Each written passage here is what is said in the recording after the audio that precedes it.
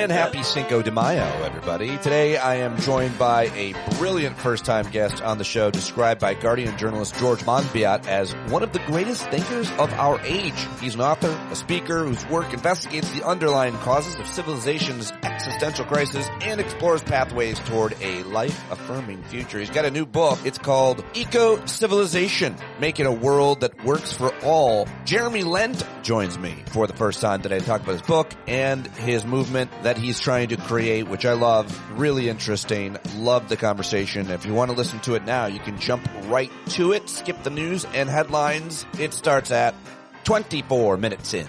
But I am back with the regular format of the show. I've got your top headlines from the last 24 hours and a whole bunch of clips that I found relevant as well, most of which took place in the last day or two. But I do have a John Lewis clip tucked in there, and I'm always happy to hear from him, listen to him, and I thought it would be inspiring given the fact that I think the top story still is last week's gutting of the Voting Rights Act. We really need to talk about it and continue talking about it, and we need to get to work to try to fix it, however possible or impossible that might seem.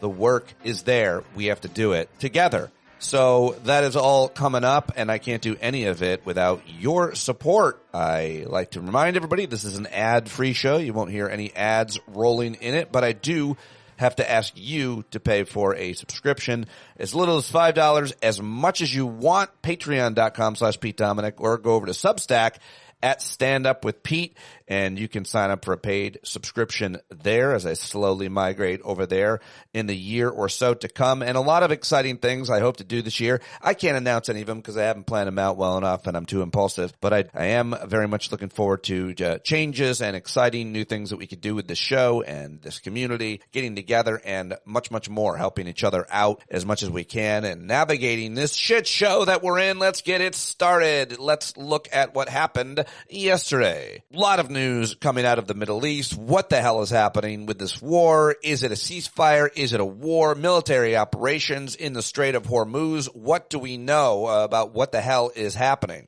As of Tuesday morning, Iranian officials warned of escalation in the Strait of Hormuz standoff. Tehran's top negotiator accused the U.S. of violating the shaky ceasefire after Iran fired at vessels that the U.S. Navy was guiding through the strait. And as the U.S.-Iran truce shows signs of fraying, the New York Times says a parallel ceasefire in Lebanon is also under mounting strain. There was never really a ceasefire. I mean, they've been firing on each other ever since it started. Israeli airstrikes and artillery fired targeted a number of southern Lebanese towns on Tuesday. Hezbollah claimed for its part, it mounted drone attacks against Israeli troops still stationed in southern Lebanon. The ceasefire was reached last month after talking to the White House, but both sides have accused each other of violating that ceasefire. Iran's foreign minister will travel to Beijing today for meetings with his Chinese counterparts. Saudi Arabia condemned the attacks on United Arab Emirates that occurred yesterday that I didn't even mention yet, but the UAE said that Iran had fired missiles and drones at its territory Monday.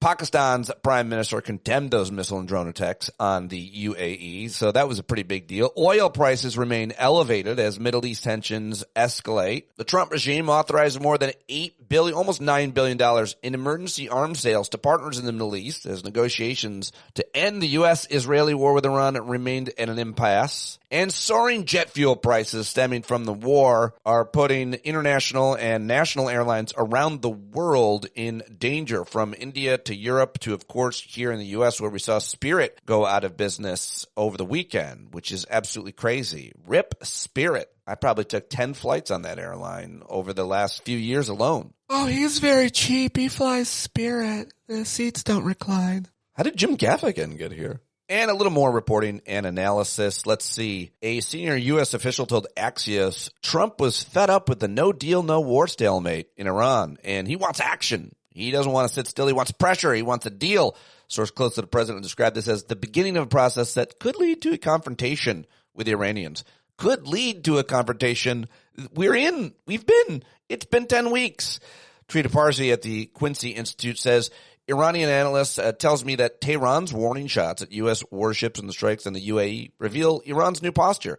If Trump plans to restart the war, Iran will not wait for Trump to do so before he retaliates. It will strike preemptively in a measured way to deter Trump. Middle East expert for SWP Berlin, Hamidreza Azizi, says Iran's announcement of an expanded control envelope in the Strait of Hormuz, coupled with strikes on oil facilities in Fijira and strikes on oil tankers, points to a deliberate escalation toward the UAE's oil export bypass routes. The objective is to keep alternate export channels at risk, sustain elevated oil prices, and block any perception of normalization. In other words, the message is that Trump's mission in the Strait will not be cost-free.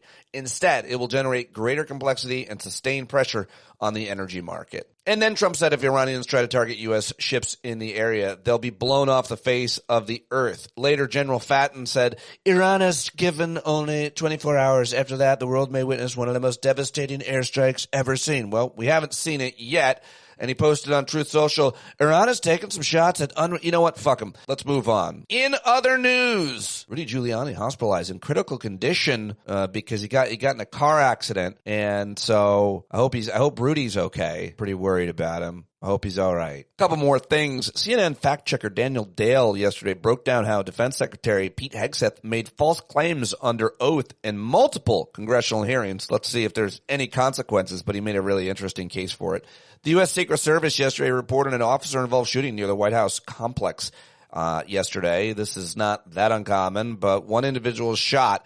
Apparently, their condition currently unknown. That happened yesterday because this is the most hated man in the world. So people try to kill him quite often, like every day. And some of it's reported, some of it's just crazy letters and threats. But either way, this is going to obviously continue. An investigation from the Washington Post documented at least 780 incidents in which staff members at U.S. Immigration and Customs Enforcement facilities, ICE facilities, use physical force or chemical agents to control immigrant detainees. A huge report that matters a lot. And our allies are moving on without us. You'll hear this clip coming up of the Prime Minister of Canada, Mark Carney. But yesterday he said Canada and the European Union are turning commiseration and anxiety over their turbulent relationships with the United States under President Trump into a deepening bond. The clip is coming up, and a legal fight of major significance. The Supreme Court yesterday granted a temporary pause to an appeals court ruling that blocked the telehealth provision and mailing of abortion pill mifepristone nationwide. As litigation continues, you can still get access to it. So the Supreme Court temporarily restored access to abortion pill by mail, and I don't know if I expect that to stand. But now it's time to get to the clips I've got for you. Those are the headlines. Let's see. As I mentioned, here is the Prime Minister of Canada, Mark Carney, with his European counterparts in Armenia yesterday at a conference. In Ukraine, across Europe, and also because of the immense potential for our partnerships to build a better, more prosperous, sustainable, and just world for our citizens. And I'll close with this. It's my strong personal view that as the international order will be rebuilt, but it will be rebuilt out of Europe. And so I'm very appreciative of the symbolism of this invitation. Thank you. Well, all right. See you later, Canada. See you guys. We're not friends as much anymore. We are. Could we be friends again maybe in the future? Great. Okay. Well, I'm glad my family's moving to Europe. All right, now let's move on to those clips I mentioned about John Lewis. I thought this was inspiring. Basically, I think the biggest story, of course, continues to be and will be and should be something we talk a lot about, the gutting of the Voting Rights Act, this seminal achievement of the civil rights movement. John Lewis, of course, one of the leaders of that movement, and here he was back in 2013 giving a speech at, I think, the National Constitution Center. You remember the Constitution, the thing that they don't care at all about, actually, but they just throw in the back of their pickup trucks? Anyway, John Lewis, take it away. I love it. We got the Civil Rights Act in 1964, the Voting Rights Act in 1965. I've always taken the position that the vote is precious. It is the most powerful, non-violent tool that we have in a democratic society, and we must use it. Unbelievable discussion, debates are going around all over America on the part of some people to suppress the vote, to make it hard, to make it difficult, almost impossible for people to participate in the democratic process. We cannot let that happen. few short years ago, 3 young people that I knew. Andy Goodman, Mika Schreiner from New York, James Shaney from Mississippi, gave their very lives. And I tell young people, I tell students all the time, that these 3 young men didn't die in Vietnam, they didn't die in the Middle East, or Eastern Europe, or in Africa, or Central or South America. They died right here in our own country. The only thing some of us did, we gave a little blood. They gave their lives. Almost 50 years later, we cannot allow their deaths to be in vain. All of us, whatever happened next week or the following Monday or Thursday, we must be prepared to fight the good fight. And never, ever give up. Never, ever take no for an answer. We must get in the way. We must get in trouble, good trouble. Use the law. Use the law. Use the Constitution to bring about a nonviolent revolution right here in our country, this time, this place. That's right. That's right. I love it. Do the work. Might take a while. Might not see it in our lifetime. But our kids will, and their kids will. All right, here is Ellie Mistal. He was on Joy Reid's show, and she had a great panel on Friday night. I highly recommend it. Anyway, she basically says, Ellie, let it rip. And he did. Go to Ellie. Ellie, go off. The Voting Rights Act is the single most important piece of legislation in American history. It is the most effective piece of civil rights legislation in American history. Before the 1965 Voting Rights Act, this was an apartheid country.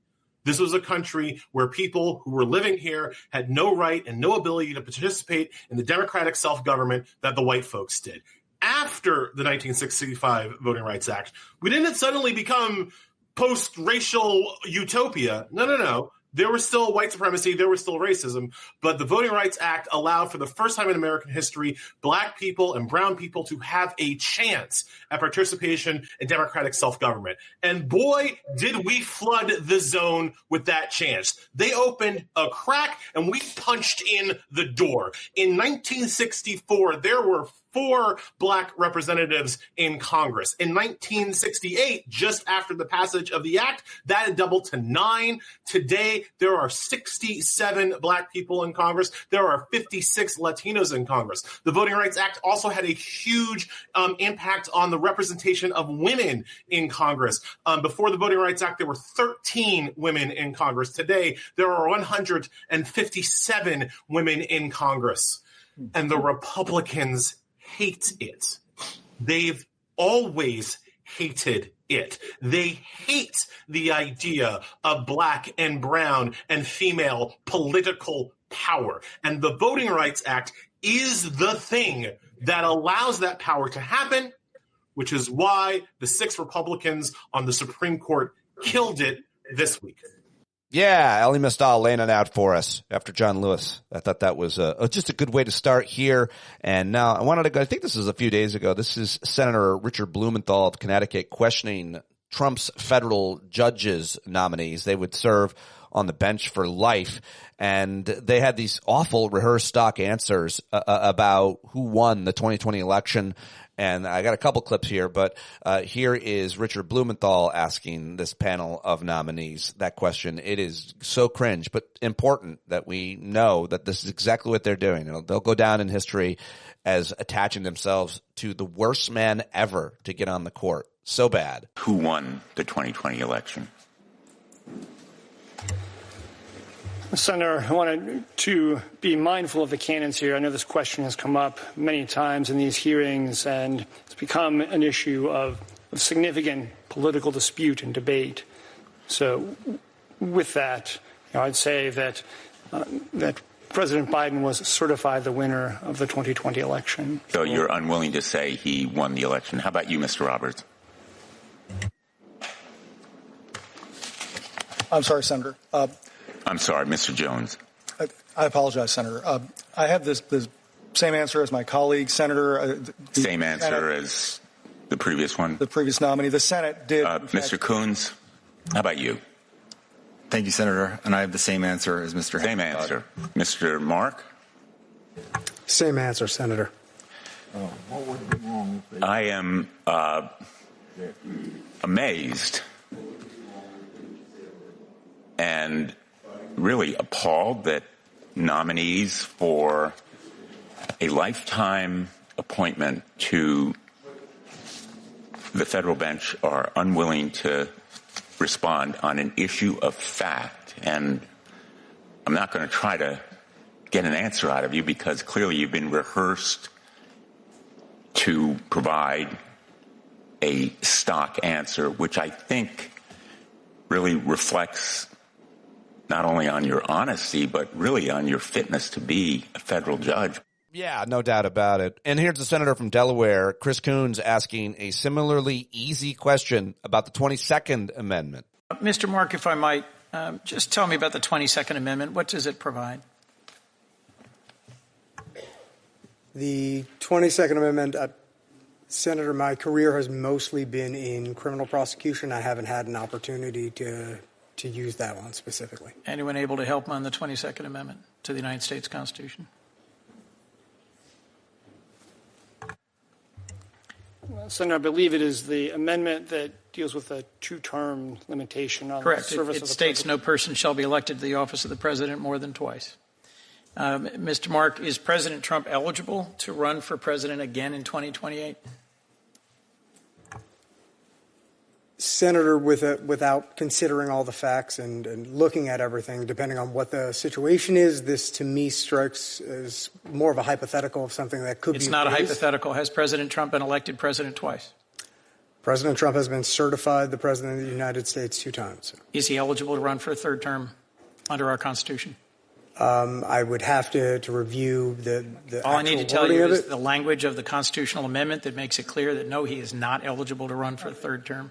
Anybody else brave enough to say that the Constitution of the United States prevents President Trump from seeking a third term? Anybody willing to apply the Constitution by its plain language in the 22nd Amendment? Nobody. All right, let's move on. You can't move on, no. You can't move on.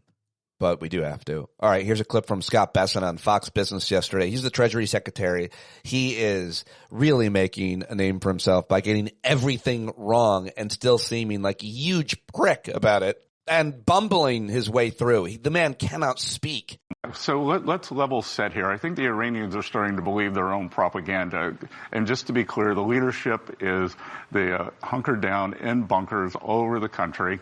And I don't think they know what's going on. But what is going on is that they're reduced. Their Navy is not a Navy anymore. It's a band of pirates. They are trying to cut off international freedom of navigation through the Strait of Hormuz, and the U.S. is opening that up. This is a humanitarian effort.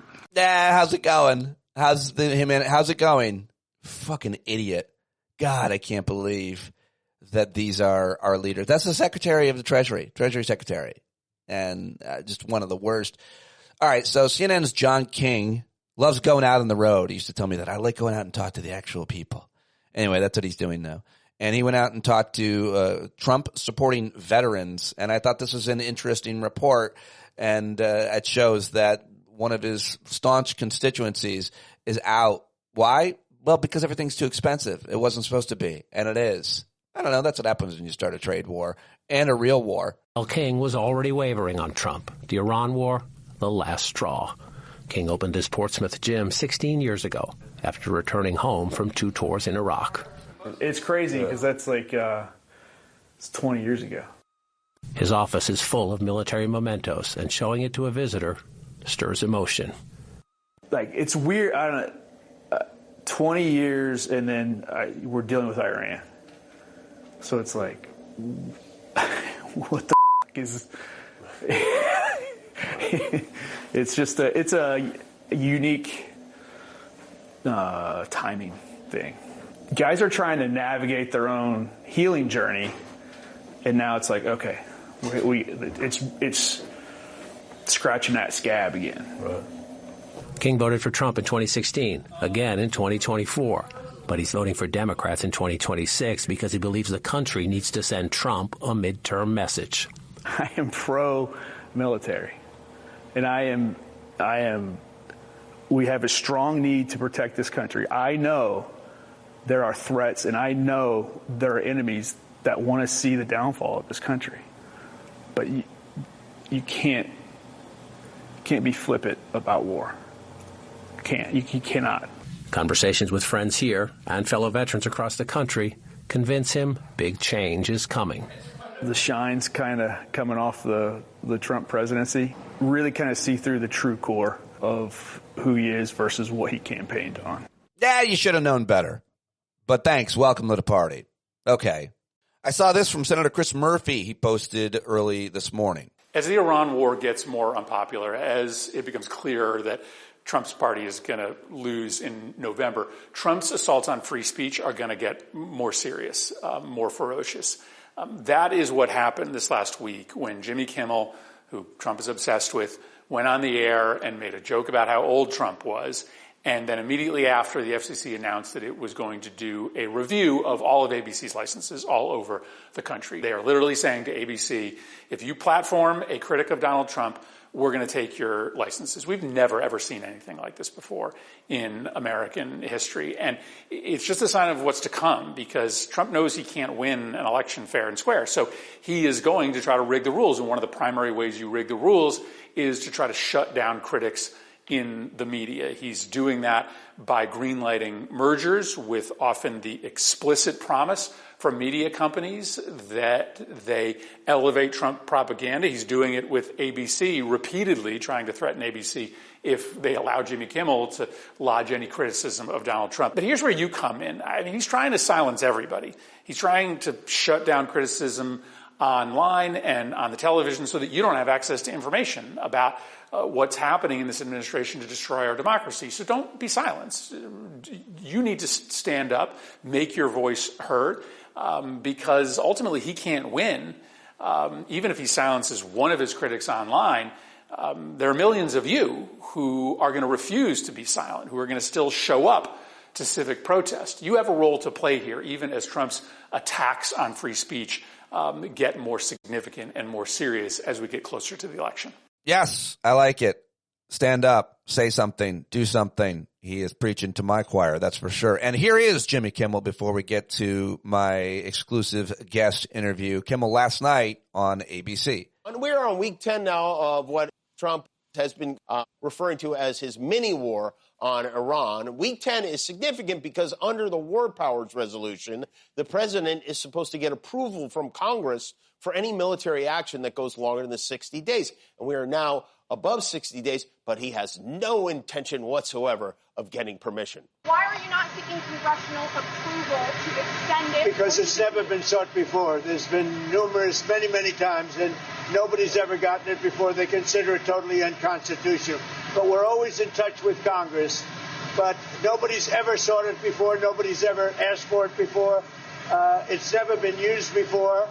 Why should we be different? And by never, he means 11 times. Congress has approved war 11 times. It must be so freeing to be able to lie with no fact-checking whatsoever. Just say whatever you want. He's like Fat GPT. He just churns out the information.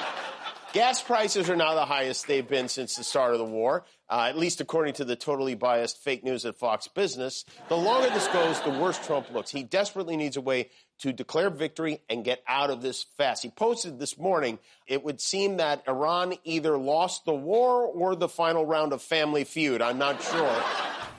All right, there you go. Jimmy Kimmel last night on ABC. For a while longer, at least. All right, now it's time to get to my guest. He is absolutely brilliant. Very excited to welcome him for the first time on today's show. We talked last week about his brand new, very exciting book. It's called Ecocivilization, Making a World That Works for All. In his new book, he offers the reimagination grounded in proven design principles of ecosystems and in humankind's evolved inclination towards justice, mutuality, and dignity. Ecocivilization shows how this future future on a regenerated Earth is not only desirable, but entirely feasible. He's an author, speaker. His work investigates the underlying causes of our civilization's existential crises, explores pathways toward a life-affirming future. I'm very excited to welcome him for the first time. Ladies and gentlemen, my conversation with the brilliant Jeremy Lent about his brand new book. Award-winning author. The new book is Ecocivilization, Making a World That Works for All. Jeremy Lent, thank you for joining me. I'm very intimidated by this interview. You're a big thinker, and I am. Thank you, Pete. But I'm just looking forward to having this conversation with you. So no worries at all. The blurbs alone, sir. Bill McKibben. We need to think big. The crisis we're in demands nothing less. And this book does just that. It'll fire your imagination. John Kabat-Zinn, who I worship, a stratospheric accomplishment that is simultaneously entirely down to earth. Douglas Rushkoff, who is brilliant, writes, all is not lost, and there are more islands of coherence in this apparently dying civilization than you might expect. I am committed to eco-civilization, and I saw, and now I lost the blurb, but my friend David Orr blurbed it, and he is one of the smartest people. No, I love David, and he's one of my favorite people. So congratulations on this, I guess, third in a kind of a series, right? Yeah, thanks, exactly. And yeah, it was a bit humbling to get these kind of descriptions about the book from these wonderful people that you're describing. So I was so grateful. And it is actually a trilogy in a sense. It doesn't have to be read like that. But I've, over the last, say 15 years, I've written 3 sort of books. And they're really all, in a way, around a certain kind of theme. It's about, the first 2 books especially are about meaning making. And I wrote a book called The Paddling Instinct, which was looking at how humans made meaning out of the universe all the way from hunter-gatherer times to the present, and how we got into this kind of crazed world we're living in today. And I wrote this book called The Web of Meaning, which was around looking at a way of actually seeing that actually what modern science tells us is not, in fact, different from what some of the great traditions like Buddhism and Taoism and indigenous wisdom tell us. It's really like our deep interconnectedness. And it was following that led me inspired to want to write this book on eco-civilization, in fact. And it's fascinating. It is a really, really important book, and the whole series is. You've spent much of your life now studying a wide range of issues. You just mentioned certain kind of Eastern philosophy and Buddhism and Confucianism, and you've also obviously studied all kinds of science, especially ecology. Right. And then you have a certain moral clarity that I think is important to kind of discuss up front with someone who writes a book like this. And your moral clarity as it relates to the human experience, humankind's evolution, and towards a kind of a justice and a mutuality and a dignity, not only for humankind, but as we are just part of the entire ecosystem, and yet we have destroyed or taken so much of its resources. Tell me a little bit about your kind of moral philosophy on all that. Yeah, sure. Well, this was a real journey that I went on myself when I tried to understand meaning making over the last 10, 15 years. And one of the basic things that I discovered early on was that the things that we're told to believe about human beings, and we're told is scientifically true and valid, is actually not right at all. So, most of us have got human beings, right? We're kind of built on the selfish gene.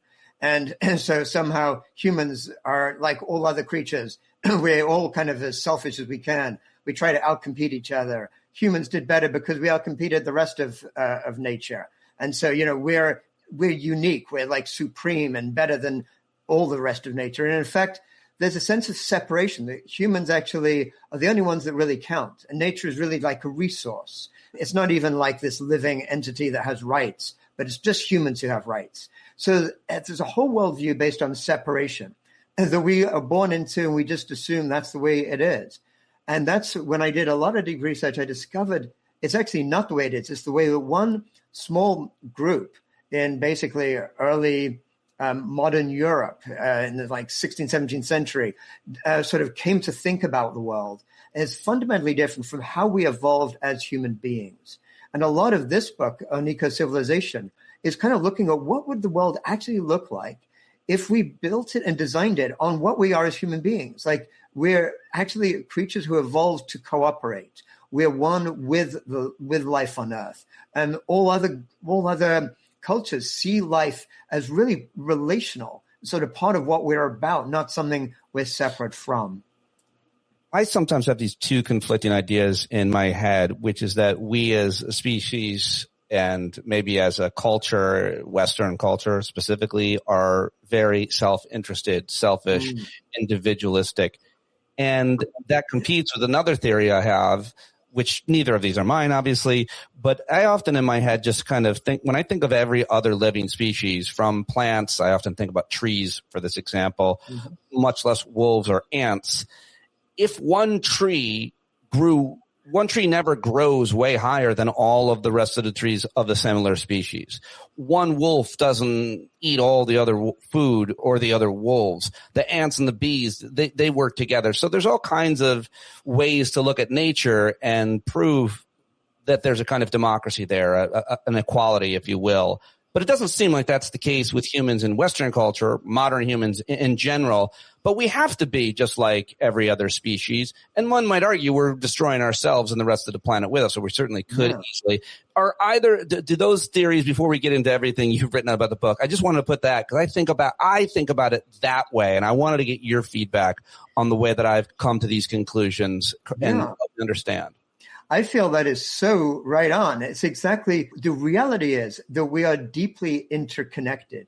And, our very sense of self, we're told we're these kind of separate atoms kind of thing, like fundamentally different from everything else around us. Really, the opposite is what we discover from evolutionary biology, all kinds of system sciences, that actually everything we are is an interdependent emergence of like interrelationships.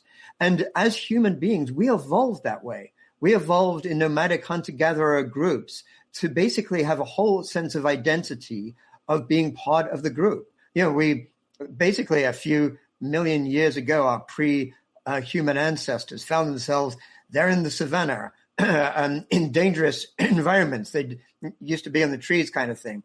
And the only groups that survived were the ones that worked together collectively.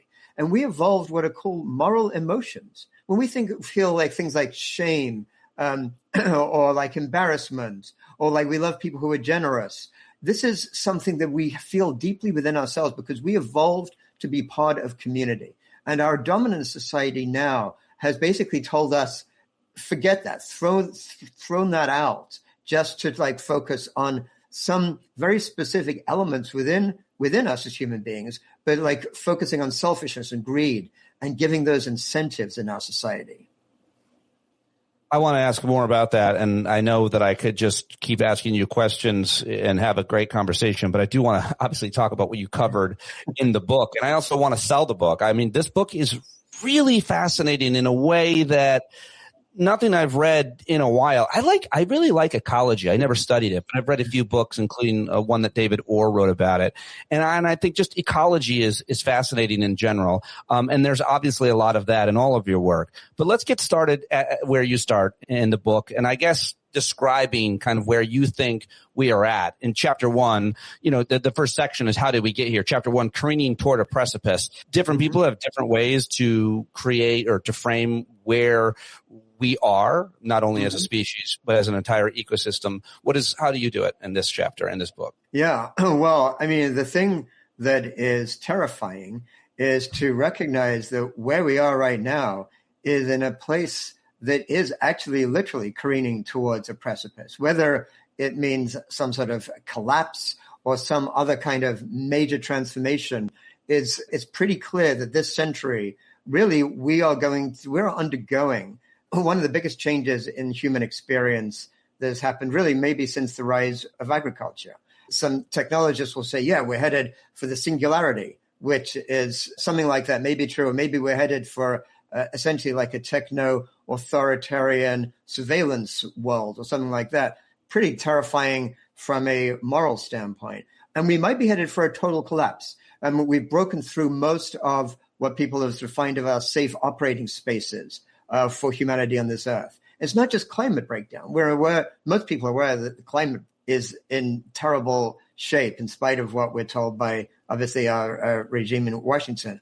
But the point is, that's just a symptom of something far deeper, a deep ecological devastation.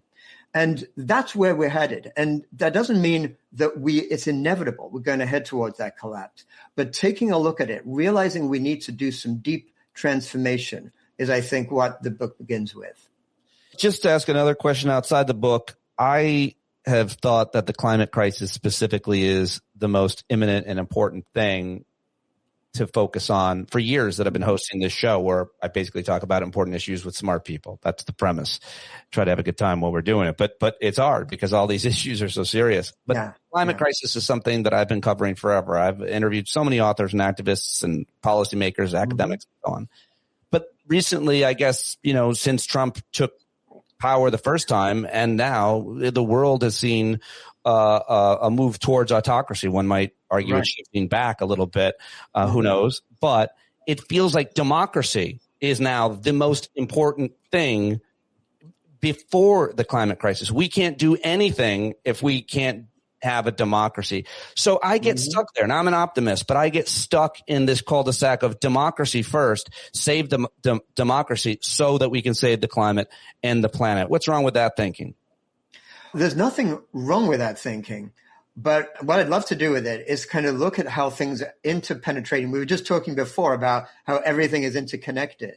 And this is really a big message of the book, that if we try to solve any one of the many, many great problems we're facing as a global system, that's not going to do it, because we are living within a system that is designed specifically to extract and exploit and basically drive us towards this precipice. And in fact, that's really one of the biggest, if the first section of the book has a takeaway, it's basically that everyone's trying to fix the system, right? We've got to fix this. We've got to fix the climate. We've got to fix inequality.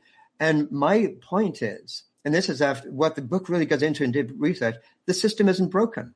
You're not going to fix the system. The system is doing exactly what it was intended to do. It's intended to extract, exploit, and it's designed as like a millennial long wealth pump that is designed specifically to suck wealth from human beings and the rest of life to a tiny elite. That's why what we need is to look at the entire system change rather than try to fix any one thing. And you have a great kind of how did we get here? Where did we go wrong? Explanation. And you can go back pretty far, but specifically there's this chapter, the history they didn't teach you at school. And then you introduce us to the Wendigo diagnosis, which is like 1500 or something. Was it? Well, that's kind of really when it started. And that's something, the people really, and it really sort of captures something, which is what this whole system is about. And this actual word, Wendigo, is in fact a word from the Ojibwe tribe in North America. And it referred to this crazy monster that had a heart of ice, that was like cannibalistic, but was eternally, perpetually hungry. And always had to find some other young child. They'd scare the kids around the campfire with this story. Find a child, eat it. But then the more it ate, the more hungry it was. And if you got bitten by a Wendigo, you became one yourself. And when the Europeans came to North America and the Ojibwe saw them basically wanting more beaver furs, more gold, more silver, and they just wanted more and more and more, that was what they said. Like, this whole culture has got this like Wendigo. It's like a virus. And I think that's a great way to look at what this system is about. I could talk to you so much more just about diagnosing kind of the problem, but how do you, if all started so long ago, it means it's all pretty baked in at this point. The intro of the book, you admit that some of the prescriptions and ideas you have seem unrealistic or utopian. So it's not as if you're unfamiliar with that question or criticism. You talk about it and you take it on right away. Where should we start? I don't even know what the question is, how we got here. We can talk about the principles of an eco-civilization and humanity and eco-civilizations in general. but it seems like it took a long time to get here. We don't have time to get out. Yeah, I know. And I love that you're going there, because these are some of the biggest questions you have to look at. Anyone who cares about these issues has to go to this place. And really, maybe the first place to begin is just this notion of what is realistic. And in the introduction to the book, I quote Greta Thunberg, who really, I mean, she had the great wisdom of youth, if you will. She said it perfectly, which is essentially, what is realistic? You could say that when we're in a system that is basically got these internal contradictions leading us to collapse, to keep doing the same thing that we've been doing before and think it will actually somehow magically change it, that is not realistic. And so then what is realistic is to look at what we actually would need to have a civilization, a system that was really sustainable, that actually worked for people. And if we then say, okay, this is where we need to get to. Now it's called backcasting. It's saying, now we know where we want to go. Let's look at where we are now, and let's look at the pathways to get there. It's not saying we're going to get there within the next 5 or 10 years, but at least let's start moving in that way, knowing that we have to do some fundamental transformation. But we've got to make sure that we start with the right places rather than keep doing what we've been doing wrong. How do you change culture? Well, that is one of the biggest questions of all, isn't it? And I mean, use me if you want to use me for an example. Like, yeah. I have a pretty deep understanding, I think, and similar understanding and value set as you. Not nearly as deep or academic. I don't even compare myself to you, but like I think we probably share a lot of values in general. And I try very hard to be the change I want to see. And hosting the show for 15 years, I try to role model the right behaviors. I got a plug-in 2010. I got solar panels to power that plug-in. Nobody else had that for years. I try not to eat meat for a long time. I gave up and stopped, and do now and feel guilty about it. But I think about sustainability all the time. More importantly, not my individual behavior, because I know that's nothing. We have to do it and scale it up. So I've supported policies and policy makers who would do that. But I still do all kinds of things in my self-interest. I still take and arguably have too much. I know what's right, but I live within this system. And so I behave most of the time as a capitalist, which is something I vehemently oppose as an economic system because it makes zero sense to me at this point. We have enough evidence. But I myself behave this way because this is the culture that I'm in. So maybe that's just a better way to set it up so you can. And that's a great point. And the thing is, one of the things we all have to recognize, we are embedded in this system.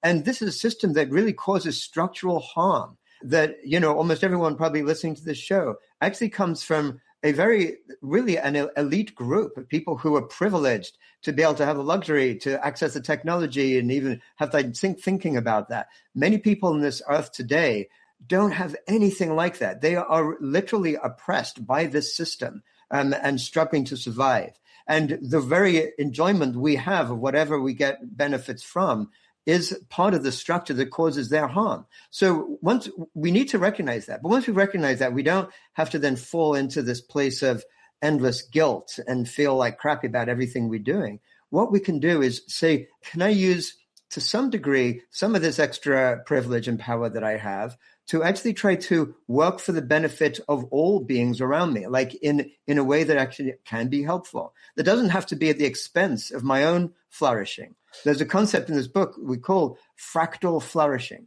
Some people may know what fractals are. They're basically patterns in nature that repeat themselves at scales, like clouds, whatever, the way lungs work. Everywhere in nature, you have these patterns of self-repeating. Fractal flourishing is this notion that for me to actually do good in the world, I need to flourish. And all the different parts of me need to flourish. So it's not like a zero-sum game, but we need to find the ways in which I can live a life that's good for me while I am naturally helping others, the entire system to be healthy. And in a way, that's what the book is about. It's about looking at how that notion of being what is good for you as part of something that's good for life as a whole is possible in every aspect of our civilization.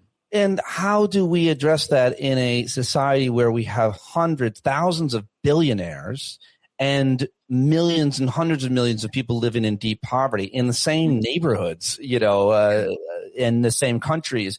And furthermore, forget about that economic inequality specifically, or don't address it. But like, how do we do that in a world where my neighbor would be infuriated if I took 1 square inch from his castle, his property? He wouldn't give up a thing for the collective neighborhood or community. It feels like so many of us are so far gone that the concepts that you believe and explain, and I'm fully convinced and buying into, would make people angry to hear them. I love this. I love the book. I think it's great. I think we should go in this direction. And I want to believe it's realistic. But I also am dealing in the world, America specifically, with the examples I cited. Yeah, I know. This is a great question. And the way I think we can look at it is to kind of get back to the basics of what this whole vision, very transformed, different vision, is about. And it's really simply about imagining a system that actually sets the conditions for all beings to thrive on a regenerated earth. Now, if you or I were to talk to a neighbor who might come from a very different political persuasion, whatever, and start to talk to them about that idea, what do you think about that? Most likely, most people would probably say, well, yeah, that would be a good way to have as a system. But the point is that our entire system has conditioned people to actually then live according to systems that actually work against their own flourishing, their own well-being. So to me, the way to reach people is not necessarily to just have these bang-up arguments, try to hit them across the head, like, you're wrong, and this is why. I mean, even if you win on a few points, you kind of lose the actual argument in the sense that they just end up licking their wounds and feeling retrenchment. Right. I think the way to reach people is to actually connect with them on what this vision of an eco-civilization is all about, which essentially is we are connected at the level of heart. Nobody wants to suffer. People want to feel love. They want to feel connected with those around, with their local community, with life as a whole.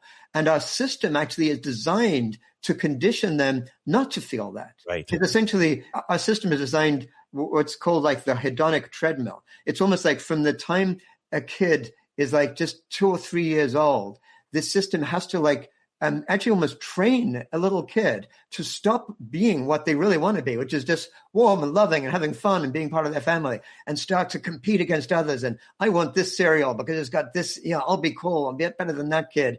And it teaches them to be part of this conditioned behavior, this kind of, in a way, people who know a lot about anything about Buddhism know about the sense of dukkha, the sense of always never feeling it's enough.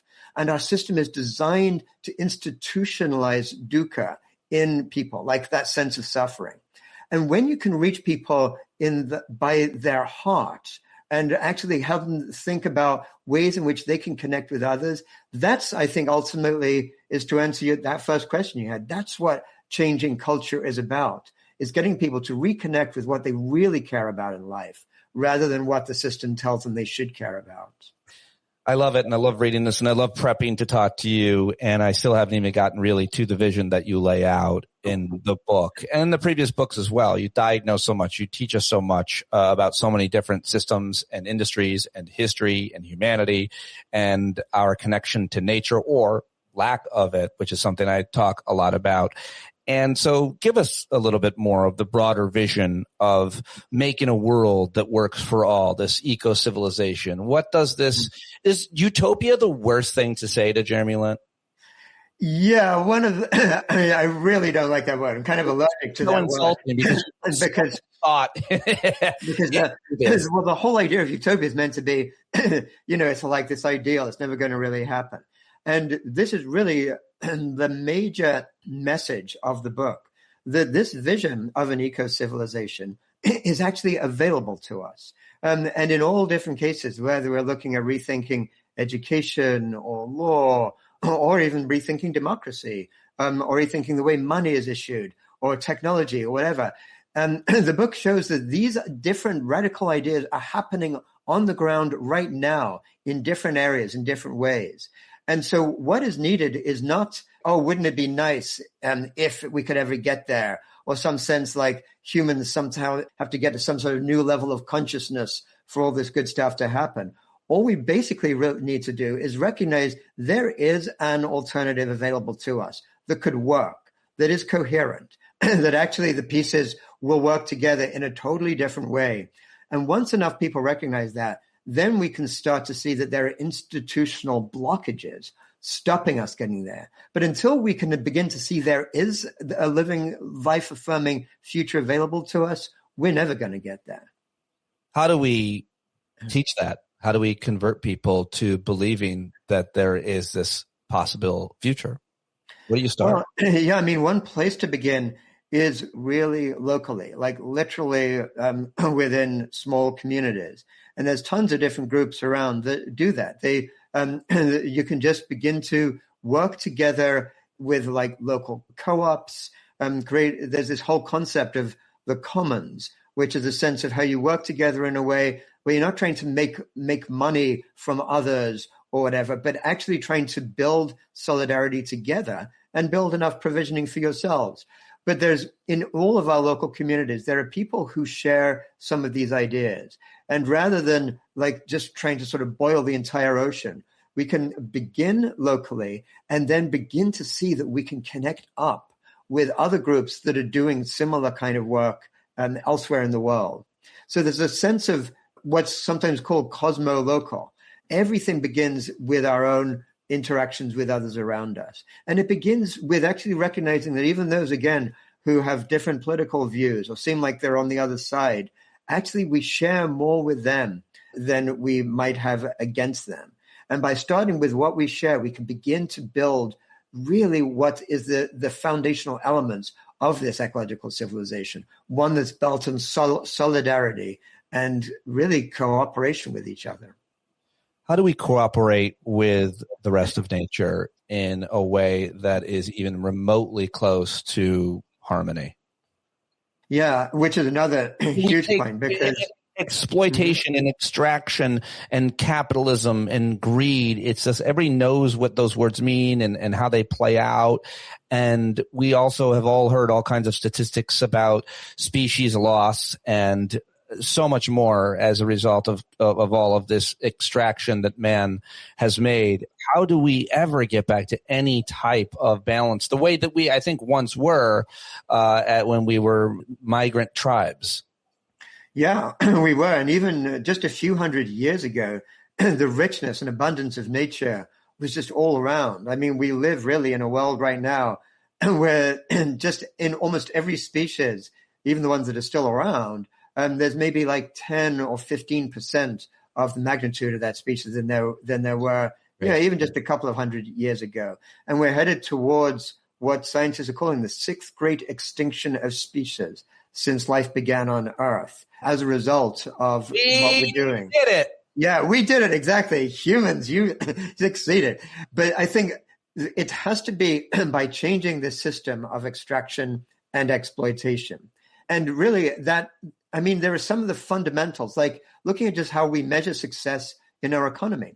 And we've got this measurement that we call gross domestic product, GDP, right? And presidents or politicians sort of get elected on, has GDP gone up while they were around? And that's meant to be a measure of what we succeeded. All that measures is basically how effectively we are sucking up the rest of life on Earth and turning it into the monetized economy. So if you have an oil spill, that's great for GDP, because then you've got to spend all the money to clean up the oil spill. And if people get sick from that, have to go to hospital, even better for GDP, because then they have to be medically treated, which increases the monetized economy. That's a crazy way to measure our own success. And so that's a fundamental. There are different ways to measure success based on well-being, all kinds of measurements people have developed. But we have to change the system so we're actually looking at those measurements. And then once you're measuring something in a different way, you start to act differently. And you start to do things in ways that actually work for the system as a whole. And it includes changing the way corporations work. Yeah. One of the ideas within the book is that our entire economy is dominated not by nation states, but by corporations. The largest 100 economies in the world today, 69 are actually for-profit shareholder-owned corporations. Now, these corporations are designed by their DNA is they have to not just extract and exploit, but then extract and exploit even more. Otherwise, their share price goes down. So, even the best and well-meaning people, executives for these companies, have to end up making decisions that cause even more harm to the natural world. Every quarter. Absolutely. Every quarter. So now imagine simple change. Imagine if the actual corporations, those big corporations, were only allowed to maintain their charter, which is basically a privilege given by society to these corporations. But they could only maintain that charter for operating if they hit not just profit as a bottom line, but bottom line for people and planet. And imagine if every 5 years it goes up for review. And it's determined not by a bunch of regulators who just become executives the next year, but by a panel of people actually chosen by sortition who actually care about these things and people who represent the living earth. And that's the only way a corporation gets to continue. That one change, I mean, it seems radical, but it basically just is a change to the law. It's not like some rethinking in some incredibly complex way. That would go fundamentally towards leading to a more sustainable world. Let's examine a few of the things that you take deeper dives into in the book, including economics and specifically kind of capitalization of our economy. The financialization of our economy is another huge issue that has happened over the last generation or so of almost every industry, speaking of quarterly capitalism. But you can take a look at, for example, as you do in Chapter 9, agriculture. Yeah. And I mean, as an example here, and we can go back as you do and take a look at where we started and where we are. And it's how do you describe it? And how do you diagnose the problem there? Yeah. And just so that people understand, essentially in this book, I have a chapter devoted to each of the different aspects of what we call civilization. So agriculture is one, technology is one. In each case, we get to see how these can be transformed. Yeah, infrastructure, law, global governance. It's all in here. I should have just listed all of them because it's so fascinating, and I just picked one here. But yes, it's a great place to look at. So agriculture is really one of the most broken systems in the world today. It's like insanely broken in terms of we use fossil fuels, and we're all dealing with that right now. Looking at obviously, with the embargoes going on with this war with Iran, people are talking about starvation that might be happening months from now because the fossil fuels needed for fertilizer aren't coming through. We don't need to actually have a society that is built like this.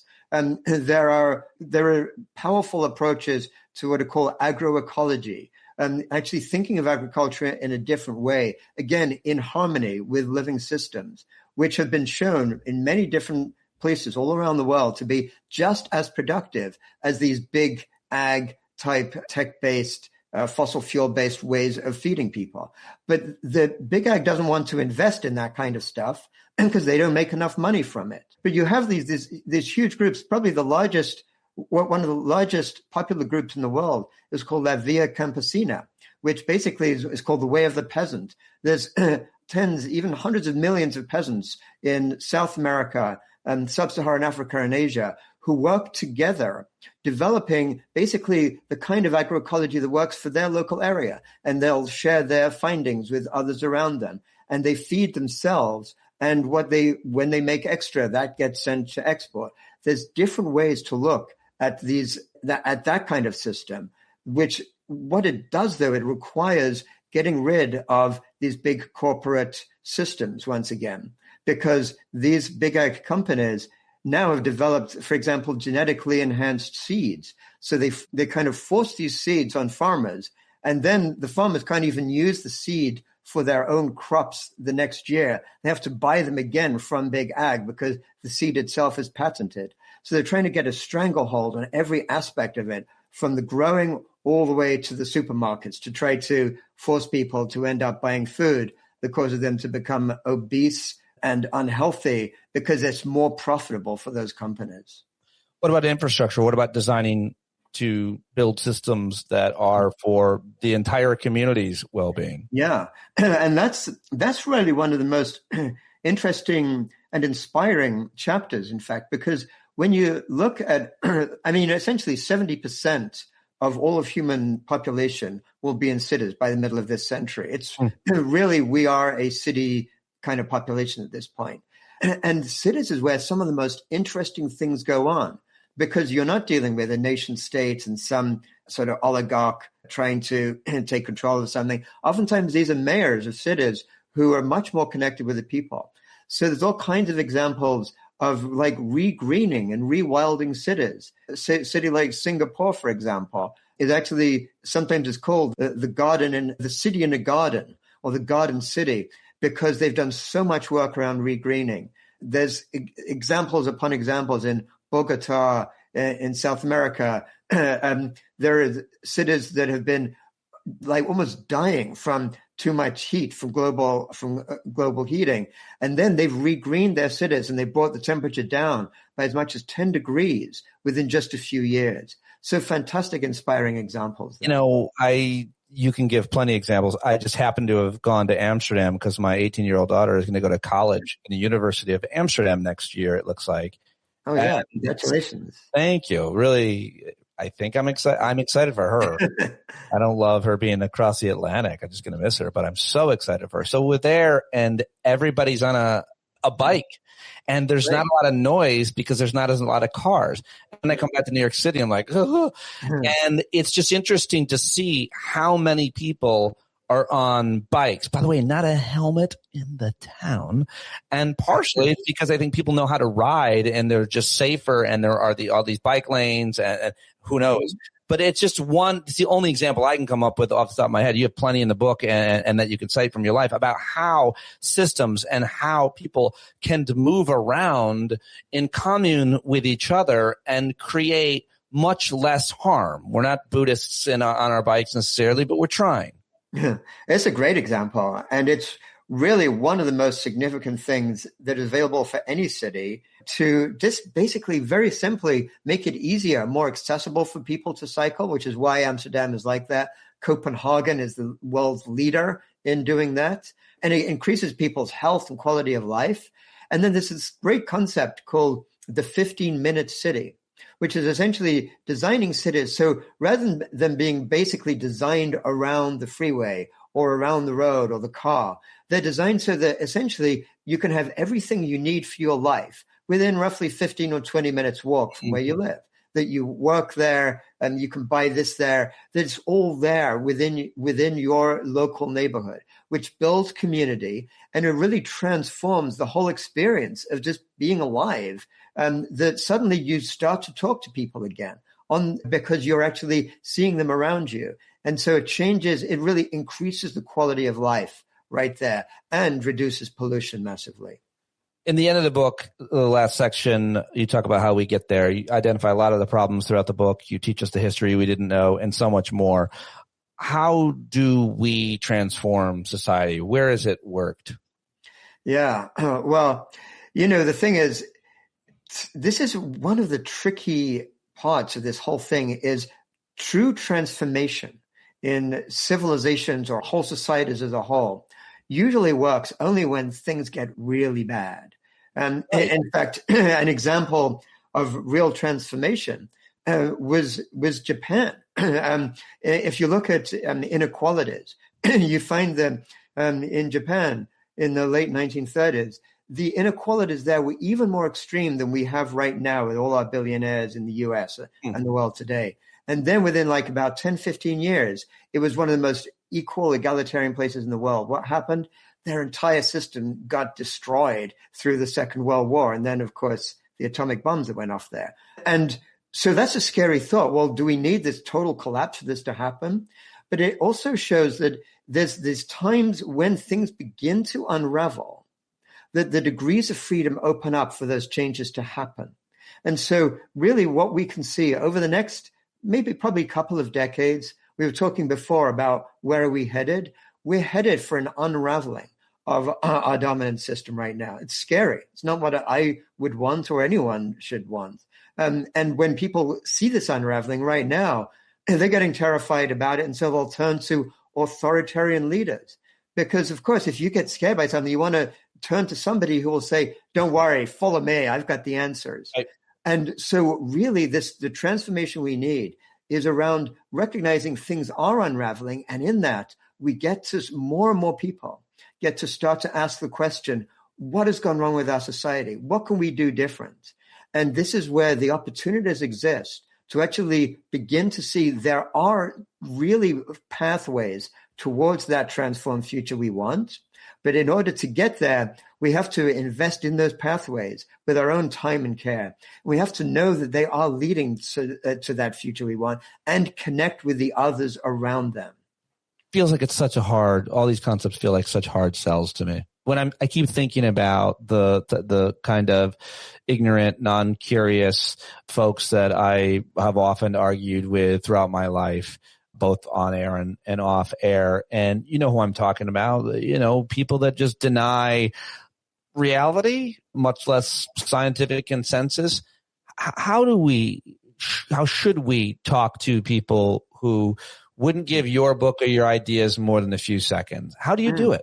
How do you talk to them? Do you skip them? Do you move on? It might sound kind of schmaltzy or whatever, but really the way to talk to people who are in that place is really to connect with heart to heart, to actually connect them with them as human beings.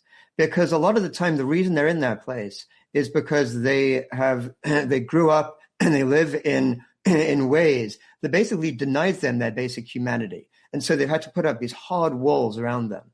And again, we're not going to have one conversation with somebody in that place and convert them to opening up to, okay, there's a future that I can become part of. I'm going to change everything I do right away. But what you can do with a conversation like that is get them surprised by the fact that they're actually feeling heard, that things that are hurting them, the things that they care about are actually being noticed. And then the work we're doing, the work I'm talking about needs to be done, has to be with people who do share some of these values of what's possible. But if we start to move those together in ways that actually work, as the other system begins to unravel, then people increasingly will start to say, those people over there, they kind of seem to know something after all, because they seem to be kind of happy and we're miserable. And so, but it's with an open heart and an invitation rather than telling people they're wrong and we're right. I think there's a great example of that in a government role is Zohran Mamdani, the New York mayor. Mm-hmm. He does exactly what you've just said to people on any number of different bases. And then he's challenging people, his critics, I think, to see the policies as he rolls them out and as they are effective and popular and continue to demonize them, or to come to them and go, you know what, this isn't nearly as bad as I was told it was going to be. Yeah. And I feel like that's one example of a government, of a leader in government, but there aren't too many guys, unfortunately, like him, I think, that are on the right side of things, if you will. Mm-hmm. But yeah, I think you're absolutely right now. But I feel as things begin to unravel, as I was talking about, that's when opportunities there'll be more and more of those opportunities for people like Zohran Mamdani and others to actually come into the spotlight. And really a lot of what this book is about is really offering people like Mamdani and others, this is a framework. And the important thing about this is oftentimes people like, whether it's Bernie Sanders or Mamdani or whatever, are often talking about within our current system, making it less bad. We need to increase taxes. Of course we do. We need to reduce inequality. We need to get in regulations. Absolutely. But then there's always like a little bit of this ratcheting, like this kind of fights against where we are right now. What this book tries to offer is there's a different moral foundation for how our society can be. And then all the things that people like Mamdani or Bernie Sanders want to do, then we get to see those as really small increments that leads towards what really needs to happen. And they give a different moral foundation for why this needs to happen. Right, and that's what I'm hoping this book will offer. how do you see the role of technology, specifically artificial intelligence, in terms of, everybody asks this question. Specifically, obviously, there's the doomsday scenario of the robots kill us all with their laser eyes because they know where we live. But I'm not talking about that. I'm talking about what's more likely, I think, and maybe I don't know, which is about how technology replaces jobs. It would seem that we are in dire need of a kind of universal basic income. And it also seems, what's really interesting about that idea is that idea seems to cross over conservative, liberal, libertarian, across the spectrum. There are people, leaders in different ideological lanes that support the idea of a universal basic income, maybe for different reasons, but it does seem like it's a possible future. Where are you on all of that? Absolutely. And in fact, the book looks at universal basic income, if you will, really as like one of the foundations of what an ecological civilization would be about, which it starts from, again, a different moral basis. People often think of things like universal basic income as, it's basically like welfare, but for everybody. It doesn't make sense. The thing is, what we get to realize is that the vast amount of the wealth in the world today, and that's even more true of AI, in the wealth that AI might give promise to generate. It actually belongs by rights to all of us. It should, just because somebody like a Mark Zuckerberg does a couple of tweaks to an algorithm, doesn't give him the right to rake in $400 billion. Well, basically about half the world doesn't even earn enough money to actually be able to stay healthy for their life. That is a fundamental incorrectness. And that's what you can really think of it as more like a universal basic dividend. That essentially this is a dividend of the wealth that humans have created over thousands of years should by right be given to everyone. So when AI comes along and takes people's jobs away, which it is very likely to do, then it's not just, people like Sam Altman and others are putting out these ideas about some kind of, we should create some sort of like breadcrumbs policy, like, they're worried. They know that people aren't going to like the fact that they're basically raking in almost all of the wealth of humanity, essentially enclosing the commons of human knowledge and becoming to own it for themselves. So they go, we need to give a few breadcrumbs to people and say they deserve a little percent of this or that from what we create. We got to look at it in a fundamentally different way. That what AI is really doing, again, it's a few tweaks that a few brilliant people have done over the last few number of years to create this. But it's taking in human knowledge, human wealth. That belongs to all of us. And this is an opportunity. We were talking before about unraveling.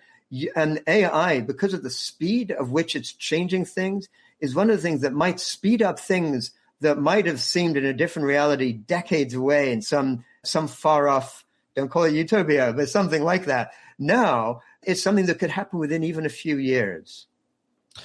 So important.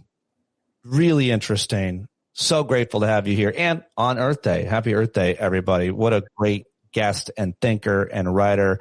Jeremy Lent, you've done it. Ecocivilization is available now. Go buy this book right now. Get his other books as well. I have learned so much from preparing to talk to you and, of course, in this conversation. I really appreciate you being here today and taking my questions. Good luck on the book tour. And I hope that I can jump on board in a month or so when you're in New York. I'd like to meet you in person and do another interview when I'm done with the book. But it's really great. It's really great. I'm really enjoying it. Thank you very much. Great. Thank you. Thank you, Pete, for having me on. Really great talking with you today. And thanks, everybody, for watching live. Appreciate all of you guys. The comments have been great. I see everybody in there. And if you're listening on the podcast, go get the book right now. Support JeremyLent.com to learn more. And I will talk to you guys later. Bye-bye. All right, there he goes, Jeremy Lent. Go get the book. Thank you very much for listening today, for pressing play, for subscribing, for a paid subscription at Patreon or Substack. Can't do it without you. Bumblebees here at the end. Thank you. John Carroll for writing and performing all the music. JohnCarroll.org. And scroll to the bottom of the show notes every day and see links to more members of our community doing great things. That's all I've got. Be the change you want to see, and I'll talk to you tomorrow. When you can't see the forest for the burning trees, you got to stand up. Hey, you've been sitting so long, you got the creaky knees, you got to stand up. Stand up. I think you're driving wheels with leaking grease. Boy, you better stand up. Stand up. Well, there's a whole lot more of us who know what's right. They'll keep right on ignoring us if we keep singing. struggle to let in some light. You gotta stand up. That's right. You got to rise up. You got to stand up. You gotta stare the devil straight in the eye. We got to let him know it's his turn to go. See it clear and all you hear is a lie. Don't get up off of your butt, get down off of your fence. And even if it ain't a very friendly audience, well, they'll begin to listen when you start making sense. And you stand up, stand up. No need to point your rifle to defend your town. Just stand up, stand up. You know they can't deny you what you're laying down. Boy, you better stand up, stand up. Show your face of every color, yellow, black, red, and brown. She's the place where every lost child will finally be found. There's only one thing to do before we stand our ground, and that's stand up, stand up. Well, the founding fathers saw a land for all. They had to stand up, they had to stand up. They had a keen imagination for a crystal ball, drawing all the plans of a stand up. But all they had to go on was the time they were in, with other causes for laws, and since they weren't in sin, they knew that change was gonna come before the change could begin. They had to stand up. All right, they had to stand up. We got to stand up. We got to look the devil square in the eye. We gotta let him know it's his time to go, and make it clear when all we hear is a lie. Why you lying awake wondering where the money all went? It'll be the cost of freedom that'll go unspent. You can see him flee the scene of that experiment if you stand up.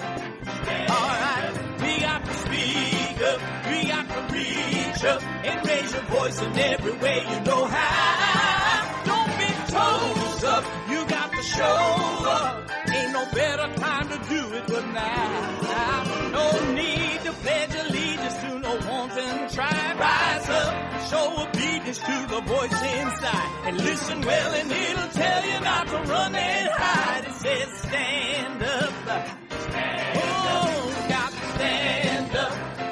Ooh, come on, just stand up.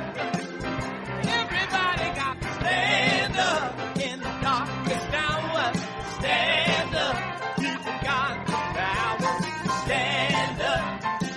Come on, come on, come on. Come on, come on, come on. Come on, come on, come on. Stand up.